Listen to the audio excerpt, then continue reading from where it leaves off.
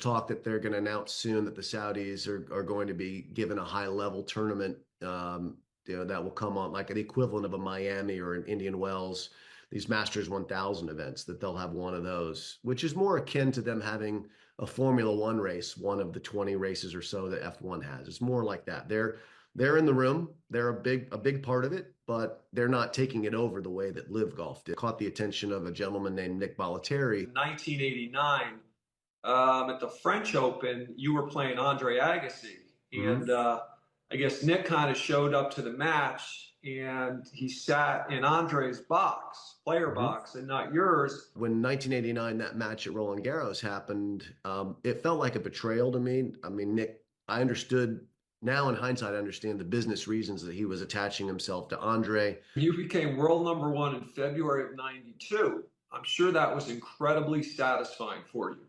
Did it bring a feeling of comfort and confidence, or did it raise the pressure level to try and protect your position at the top of the game?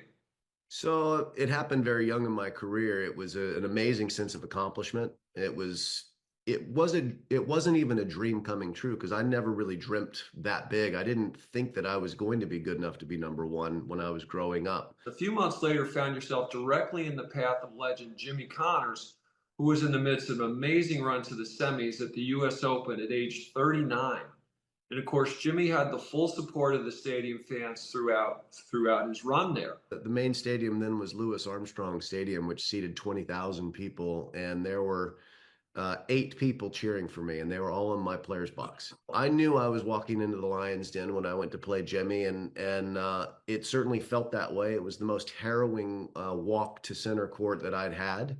I've got to ask you about, the dominance of the big three. It's almost like you had Jack and Tiger, playing against each other in their prime. Federer, comes in at a time after Sampras had just broken the record and gotten to 14 majors, and we thought, oh my God, that's going to last a while. And then all of a sudden, Roger takes the baton from Pete, and next thing you know, he's off and running. And Nadal joins the fray, and then Djokovic elbows his way into the conversation. Federer, in particular, set